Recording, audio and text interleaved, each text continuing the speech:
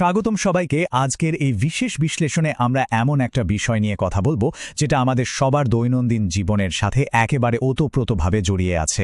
আমরা মূলত the social media solitude paradox বা সামাজিক মাধ্যমের একাকিত্বের স্ববিরোধিতা নিয়ে একটা চমৎকার মনস্তাত্ত্বিক চেন রিঅ্যাকশন বা ডমিনো এফেক্ট বিশ্লেষণ করতে যাচ্ছি।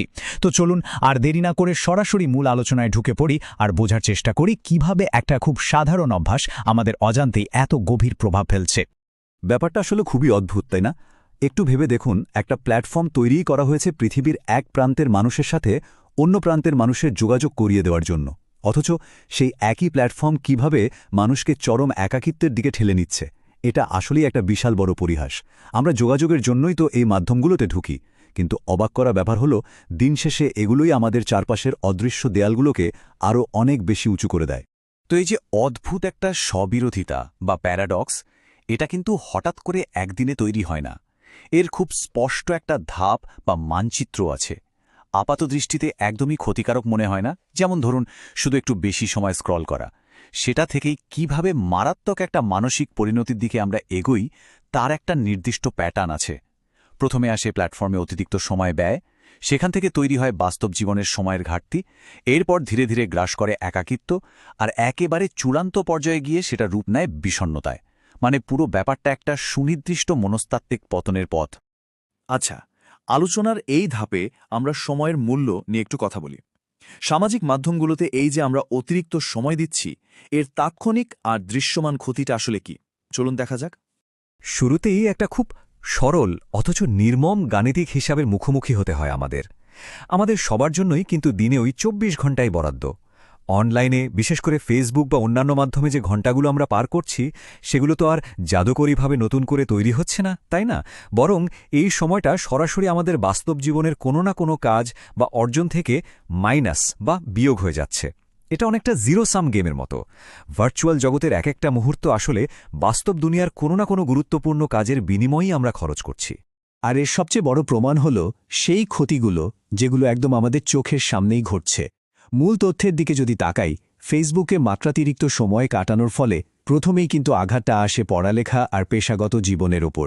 স্টুডেন্টদের ক্ষেত্রে দেখা যায় পড়াশোনার সময় অনেকটাই কমে যাচ্ছে, আবার যারা কর্মজীবী তাদের কাজের ফোকাস নষ্ট হচ্ছে, পেশাগত উৎকর্ষ কমছে। আর এর পাশাপাশি সবচেয়ে বড় যে ক্ষতিটা হয়, পরিবারের সদস্যদের সাথে কাটানো কোয়ালিটি টাইম কমে যায়, ফলে সবার আগে ওই পারিবারিক বন্ধনগুলোই দুর্বল হতে শুরু করে।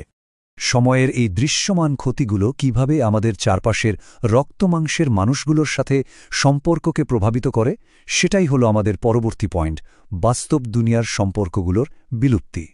এই প্রক্রিয়াটা কিন্তু রাতারাতি ঘটে না। উৎস থেকে পাওয়া তথ্য বলছে এটা খুব ধীর গতির একটা ক্ষয়।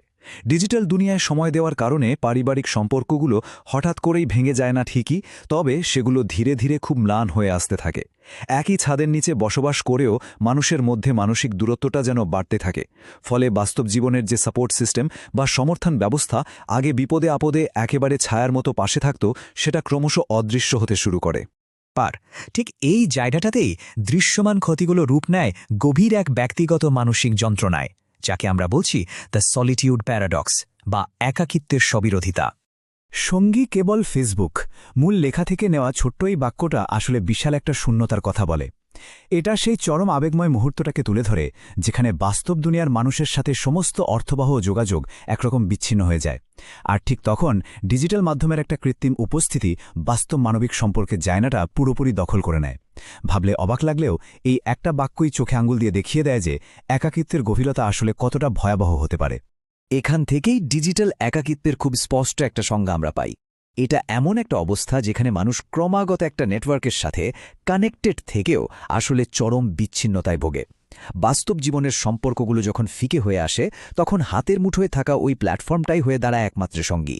মানে চারিদিকে মানুষের ভিড়, সোশ্যাল মিডিয়ায় হাজার হাজার ফ্রেন্ডস, কিন্তু মানুষটা আসলে একেবারেই নিঃসঙ্গ। এই নিঃসঙ্গতা কিভাবে আরও ভয়ঙ্কর রূপ নিতে পারে সেটা এখন আমরা দেখব। এই পর্যায়ের নাম দেওয়া যায় তুলনার মারাত্মক বিপদ। এটা আসলে পুরো প্রক্রিয়ায় একটা অনুঘটক বা ক্যাটালিস্ট হিসেবে কাজ করে। মূল টেক্সটে কিন্তু খুব স্পষ্টভাবে এই সময়টাকে দারুণ ঝুঁকিপূর্ণ হিসেবে চিহ্নিত করা হয়েছে। কিন্তু কেন? এটা এতটা ঝুঁকিপূর্ণ? কারণ এই সময়টায় বাস্তব জীবনে মনের কথা বলার মতো কোনো আশ্রয় থাকে না। যখন চারপাশের সম্পর্কগুলো হালকা হয়ে গেছে, চারপাশটা একদম ফাঁকা, তখন মন সবচেয়ে বেশি অরক্ষিত থাকে। একমাত্র সোশ্যাল মিডিয়ায় যখন যোগাযোগের প্রধান মাধ্যম হয়ে দাঁড়ায়, তখন মানুষের মানসিক দুর্বলতাগুলো খুব সহজেই উন্মোচিত হয়ে যাওয়ার একটা বড় ঝুঁকি থাকে। আর এই ঝুঁকিটাই একটা বাস্তব সংকটে পরিণত হয় যখন শুরু হয় অত্যন্ত কঠিন এবং অসম একটা তুলনা। একদিকে থাকে জীবনের রূঢ় বাস্তবতা, নিজস্ব ব্যর্থতা আর হতাশাগুলো। অন্যদিকে স্ক্রিন স্ক্রল করলে চোখের সামনে ভাসতে থাকে পরিচিতদের সফলতার উজ্জ্বল সব ছবি আর আপডেট। আমরা তো জানি সোশ্যাল মিডিয়ায় মানুষ সাধারণত তাদের জীবনের সেরা মুহূর্তগুলোই তুলে ধরে। আর এই ঝকঝকে হাইলাইট রিলের সাথে নিজের পিছিয়ে পড়া বাস্তবতার তুলনাটা যে কতটা যন্ত্রণাদায়ক হতে পারে সেটা বোধহয় আর বলার অপেক্ষা রাখে না। এই যন্ত্রণাদায়ক তুলনার ফলাফল যে কতটা মারাত্মক হতে পারে তা নিয়ে আমরা এখন আমাদের একেবারে চূড়ান্ত অংশে আলোচনা করব, যাকে বলা যায় বিষণ্ণতার পথে যাত্রা। ডমিনো এফেক্ট বা চেইন রিয়াকশনের এটাই হল সর্বশেষ এবং সবচেয়ে দুঃখজনক পর্যায়। এখানকার সবচেয়ে গুরুত্বপূর্ণ পয়েন্টটা হলো একটা নির্দিষ্ট ছেদবিন্দু, যেখানে নিজস্ব হতাশা বা ব্যর্থতার অনুভূতিগুলো সোশ্যাল মিডিয়ায় অন্যদের সাজানো সফলতার প্রদর্শনের সাথে এসে সজোরে ধাক্কা খায়। মূল উৎস অনুযায়ী একজন অরক্ষিত আর একাকী মানুষ যখন নিজের সবচেয়ে খারাপ সময়ে অন্যদের এই নিখুঁত সফলতাগুলো দেখে, তখন সেটা সরাসরি একটা ট্রিগার হিসেবে কাজ করে। এই তীব্র মানসিক চাপ আর অসন্তুলনার ভার বইতে না পেরে খুব সহজেই বিষণ্ণতা বা ডিপ্রেশন তাকে পুরোপুরি গ্রাস করে নেয়। পুরো যাত্রাপথটা যদি আমরা একসাথে মেলাই, তাহলে খুব পরিষ্কার দেখা যায় কিভাবে একটা নিরীহ অভ্যাস একসময় মারাত্মক পরিণতির দিকে ধাবিত হয়। প্রথমে ঘন্টার পর ঘন্টা সময় হারানো, তারপর ধীরে ধীরে বাস্তব সম্পর্কগুলো ফিকে হয়ে যাওয়া, এরপর সম্পূর্ণভাবে একটা ডিজিটাল প্ল্যাটফর্মের ওপর নির্ভরশীল হয়ে পড়া, তারপর অন্যদের সাজানো জীবনের সাথে নিজের বাস্তবতার সেই বিষাক্ত তুলনা, এবং সবশেষে চূড়ান্ত পরিণতি হিসেবে বিষণ্ণতার অতল গহ্বরে তলিয়ে যাওয়া। এটা আসলেই অত্যন্ত ধারাবাহিক এবং ক্রমবর্ধমান একটা পতন। আমরা আজকের এই আলোচনার একেবারে শেষ পর্যায়ে চলে এসেছি। মূল উৎসের যে সতর্কতা আমরা এতক্ষণ বিশ্লেষণ করলাম, তার ভিত্তিতে আমাদের সবাইকে একবার গভীরভাবে ভেবে দেখতে হবে। ডিজিটাল মাধ্যম যখন একটু একটু করে আমাদের বাস্তব জীবনের কাছের মানুষগুলোর জায়গা দখল করে নিচ্ছে, তখন কি আমরা সত্যিই বুঝতে পারছি আসলে আমাদের সাথে কি ঘটছে? এই বিষণ্ণতার চক্রটা শুরু হয়ে যাওয়ার আগেই আমরা কি এই একাকিত্বের স্ববিরোধিতা বা প্যারাডক্সটা ধরতে পারছি? চিন্তার এই খোরাকটা রেখেই আজকের এই বিশ্লেষণ এখানেই শেষ করছি।